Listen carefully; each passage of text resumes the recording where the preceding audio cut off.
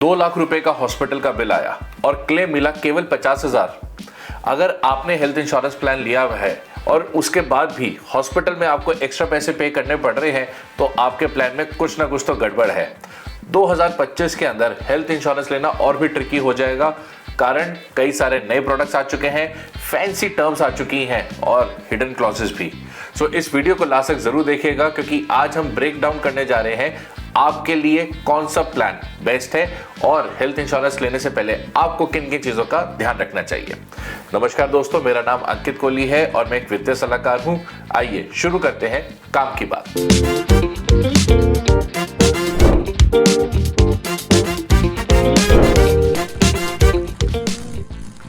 अब आइए चलते हैं और समझते हैं हेल्थ इंश्योरेंस लेने से पहले किन किन चीजों का आपका सबसे पहले ध्यान रखना है। सबसे पहले आपको अपनी नीड्स को एनालाइज करना है और नीड्स को एनालाइज करने के लिए आपको कुछ फैक्टर्स दे रहा हूं। सबसे पहला, आपकी फैमिली कैसी है, यानी कि आप सिंगल हैं, मैरिड हैं, बच्चे हैं आपके साथ, या अपने साथ आप पेरेंट्स को भी कवर करना चाह रहे हैं। जितना आपका बड़ा फैमिली साइज होगा उसके अकॉर्डिंगली ही आपको अपने लिए प्रोडक्ट सेलेक्ट करने में आसानी रहेगी। दूसरा, आपका लाइफस्टाइल कैसा है, आप जॉब करते हैं या बिजनेस के अंदर हैं, आप लेट नाइट पार्टीज कर रहे हैं, स्ट्रेसफुल जॉब है, या फिर अपने बिजनेस के अंदर ज़्यादा परेशान हैं, तो उसके अकॉर्डिंगली भी आपको प्रोडक्ट सेलेक्ट करना चाहिए। और तीसरा और सबसे इंपॉर्टेंट फैक्टर, आप कहाँ ट्रीटमेंट कराना चाहते हैं, गवर्नमेंट हॉस्पिटल के अंदर, प्राइवेट हॉस्पिटल्स के अंदर, या फिर नेटवर्क हॉस्पिटल के अंदर। गवर्नमेंट हॉस्पिटल्स हम जानते हैं, प्राइवेट हॉस्पिटल्स कई बारी नेटवर्क हॉस्पिटल्स का पार्ट नहीं होते हेल्थ इंश्योरेंस कंपनीज का। सो आपको ये पहले एनालाइज जरूर कर लेना चाहिए कि जिस हॉस्पिटल में मैं सोच रहा हूं अपना इलाज कराने का, क्या वो नेटवर्क के अंदर आता है या नहीं आता। अब आपको एक चीज का ध्यान जरूर रखना है, हेल्थ इंश्योरेंस प्लान आपकी नीड के अकॉर्डिंगली होना चाहिए। हर व्यक्ति की अपनी पर्सनल रिक्वायरमेंट है और प्लान सेम नहीं हो सकता। तो इसी पे हम दूसरे पार्ट पे चलते हैं, जहां पर हमें बेसिक चीजें चेकअप कर लेनी चाहिए कि हेल्थ इंश्योरेंस में क्या क्या कवरेज मिल रही है। अगर आप इंडिविजुअल हैं तो आपका मिनिमम सम एश्योर्ड, अगर आप दिल्ली एनसीआर में रहते हैं तो 10 लाख रुपए का होना चाहिए। अगर आप टायर 2 टायर 3 सिटी में रहते हैं तो 5 लाख का भी रख सकते हैं। और अगर आपके साथ आपकी वाइफ और बच्चे एडेड है तो मिनिमम सम एश्योर्ड आपका 15 से 20 लाख के बीच में होना चाहिए, क्योंकि जिस हिसाब से मेडिकल एक्सपेंसेस बढ़ता जा रहा है, जितना हाई कवर आप कम एज में ले लेंगे उतना ही आपको बेनिफिशियल बाद में रहेगा। दूसरा इंपॉर्टेंट फैक्टर जो आपको चेक करना चाहिए कि जो भी प्लान आप चेक करने जा रहे हैं या लेने जा रहे हैं उस पर किसी भी तरह की कोई कैपिंग ना हो, यानी कि रूम रेंट के ऊपर कोई कैपिंग ना हो। जैसे जनरली देखा गया है कई कंपनीज में 1% तक का रूम रेंट कैपिंग मिलता है as per your sum assured, वो कैपिंग नहीं होनी चाहिए। तीसरा इंपॉर्टेंट फैक्टर, जो भी मॉडर्न ट्रीटमेंट्स आ रहे हैं, भले वो कैटरैक्ट से रिलेटेड हो या स्टोन से रिलेटेड हो या कोई भी नया प्रोसीजर आए, जो भी आपकी इलनेस के अंदर आपकी प्रोसीजर में मदद करेगा, आपके इंश्योरेंस कंपनी को उसे कवर करना चाहिए। चौथा इंपॉर्टेंट फैक्टर, डे के प्रोसीजर्स।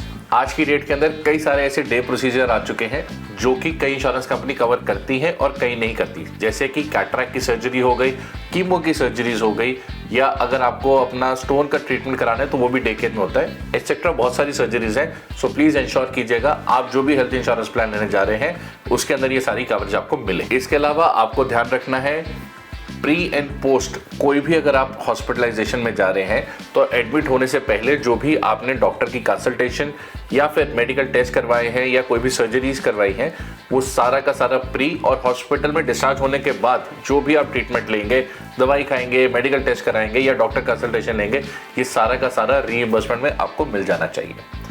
पांचवा इंपॉर्टेंट फैक्टर जो हमें ध्यान रखना है, आपकी पॉलिसी के अंदर नो क्लेम बोनस की क्या फीचर्स दिए जा रहे हैं। आज की डेट के अंदर कई सारे ऐसे हेल्थ इंश्योरेंस प्लान्स हैं जो आपको न केवल 100% का नो क्लेम बोनस देते हैं, बल्कि आपको 10x तक की आपकी पॉलिसी तक इंक्रीज करते हैं। यानी अगर आज आपने 10 लाख रुपए का कवर लिया है, it will increase to 1 CR।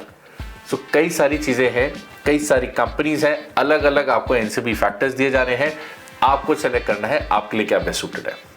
छठा और सबसे इंपॉर्टेंट पॉइंट, आप कोई भी हेल्थ इंश्योरेंस प्लान सेलेक्ट करने से पहले प्लीज इंश्योर करिए जहां पर आप रहते हैं, यानी जहां पे आपकी रिहाइश है उसके 5 किलोमीटर के रेडियस के अंदर कौन कौन सा हॉस्पिटल आता है और उन हॉस्पिटल के अंदर कौन कौन सी इंश्योरेंस कंपनी का नेटवर्क टाइप है।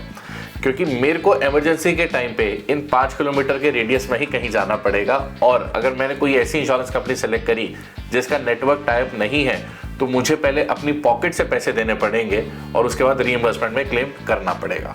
सो इट्स बेटर पहले ही आइडेंटिफाई कर लीजिए कौन सी हेल्थ इंश्योरेंस कंपनी आपके नियर बाय हॉस्पिटल्स को कवरेज प्रोवाइड कर रही है। अब चलते हैं तीसरे पार्ट पे इस वीडियो के, जहां पर हम बात करेंगे कुछ क्लॉजेस की या कुछ हिडन फैक्टर्स की जिनका आपको खास ध्यान रखना है। सबसे पहला, आपकी सर्जरीज के ऊपर कोई सब लिमिट डिफाइन नहीं होनी चाहिए। जैसे कि कई इंश्योरेंस कंपनीज के अंदर कैटरैक्ट की सर्जरी पे सब लिमिट डिफाइंड है, केवल 25,000 रुपए तक का ही आपको क्लेम प्रोवाइड किया जाएगा।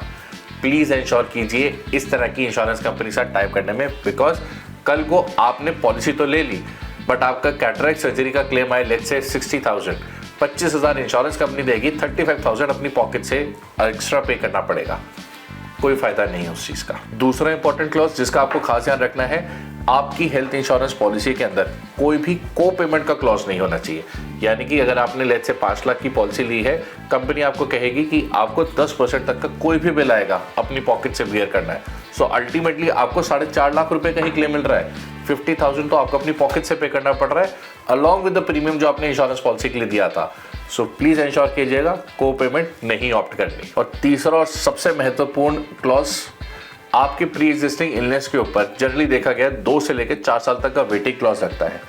आज की डेट के अंदर कई ऐसी हेल्थ इंश्योरेंस कंपनीज हैं जो इस प्री एग्जिस्टिंग इलनेस को भी डे 1 से कवर करती है।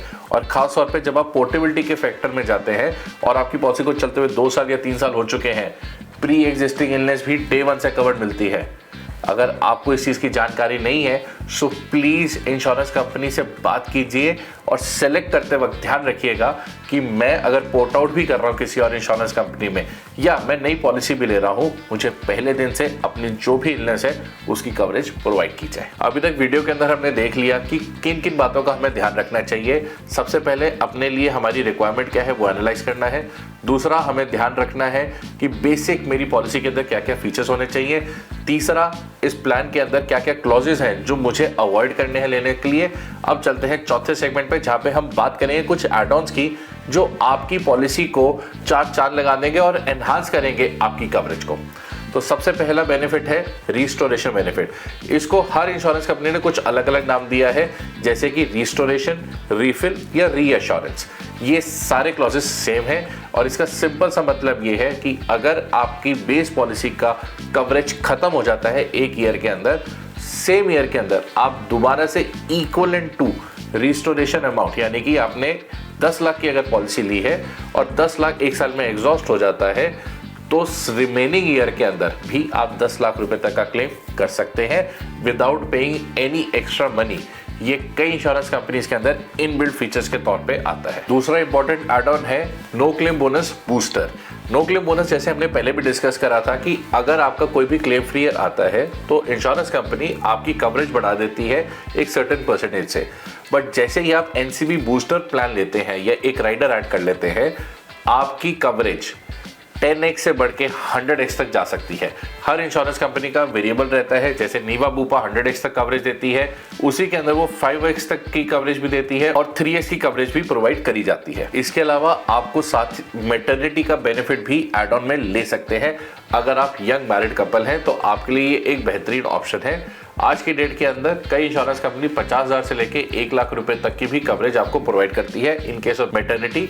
साथ ही साथ उसी में आपका बेबी डे 1 से कवर हो सकता है। इसके अलावा एक और एड ऑन कवर अगर आप लेना चाहें तो जिसे हम कहते हैं ओपीडी कवर। नॉर्मल अगर आप डॉक्टर से कोई भी कंसल्टेशन के लिए जाते हैं या कोई भी आप उनसे कंसल्ट करते हैं, सर्दी जुकाम या पेट दर्द या किसी भी सडन इवेंट से अगर आप जा रहे हैं, तो वो कंसल्टेशंस भी आपकी कवर कर दी जाती है अंडर ओपीडी कवरेज।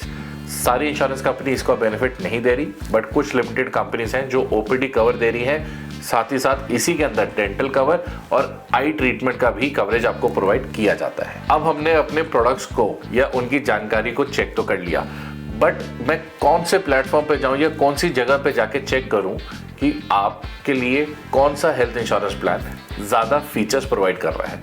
तो ऑनलाइन आपके पास कंपैरिजन करने के लिए बहुत सारी ऑप्शंस हैं, बट मैं पर्सनली रिकमेंड करता हूं कि आपको हमेशा कोई ना कोई एडवाइजर या एजेंट के थ्रू ही हेल्थ इंश्योरेंस प्लान लेना चाहिए, because in case of any medical emergency there has to be a person जो इंश्योर करेगा कि आपके क्लेम में कभी कोई दिक्कत ना आए। साथ ही साथ उस व्यक्ति के साथ जरूर टच में रहिए, क्योंकि वो आपको time to time regular updates देता रहेगा कि आपकी हेल्थ इंश्योरेंस प्लान के अंदर या इंडस्ट्री के अंदर क्या क्या नए अपडेट्स आते जा रहे हैं। अगर आप भी अपने लिए कोई हेल्थ इंश्योरेंस प्लान देख रहे हैं तो नीचे हमें कमेंट कर सकते हैं हेल्थ प्लान, मैं आपके लिए एक अच्छा सा प्लान रिकमेंड कर सकता हूं। इसके अलावा आपको जो भी इंश्योरेंस कंपनी आप सेलेक्ट करने जा रहे हैं उसका क्लेम सेटलमेंट रेशो जरूर चेक करना चाहिए।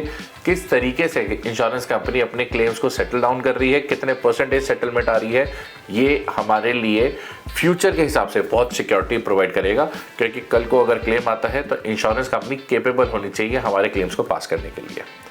साथ ही साथ सबसे इंपॉर्टेंट पॉइंट थर्डली, मुझे सारी की सारी गाइडलाइंस को एक बार रिड आउट जरूर करना है, क्योंकि कोई भी एक ऐसा हिडन क्लॉज नहीं रह जाना चाहिए जब मैं हेल्थ इंश्योरेंस प्लान लेने जा रहा हूं और मेरी जानकारी में वो नहीं है। सो सही हेल्थ इंश्योरेंस प्लान लेना एक इन्वेस्टमेंट की तरीके से है, और यहीं पर अगर आपने गलत हेल्थ इंश्योरेंस प्लान लिया है तो आप अपने लिए टेंशन को और फ्यूचर में और खर्चे को बुलावा दे रहे हैं। मैंने एक चेकलिस्ट तैयार करी है जहां पर अगर आप अपने लिए एक अच्छा सा हेल्थ प्रोडक्ट देखना चाह रहे हैं तो मैं आपकी मदद कर सकता हूं। नीचे कमेंट करिए मेरे को हेल्थ इंश्योरेंस चेकलिस्ट, तो मैं आपको डीएम करूंगा वो पर्टिकुलर लिस्ट जहां पर आप सारे पॉइंट्स के अकॉर्डिंगली आपके बेस्ट सूटेड कौन सा हेल्थ प्लान है हम आपको रेफर कर सकते हैं। सो अगर आपको हमारी ये वीडियो अच्छी लगी है तो जल्दी से अपने लिए एक अच्छा सा हेल्थ प्लान ले लें, क्योंकि आज सिक्योर करेंगे कल तभी सेफ रहेंगे। और हाँ, अपने फ्रेंड्स और फैमिली के साथ जरूर शेयर कीजिएगा। Thank you.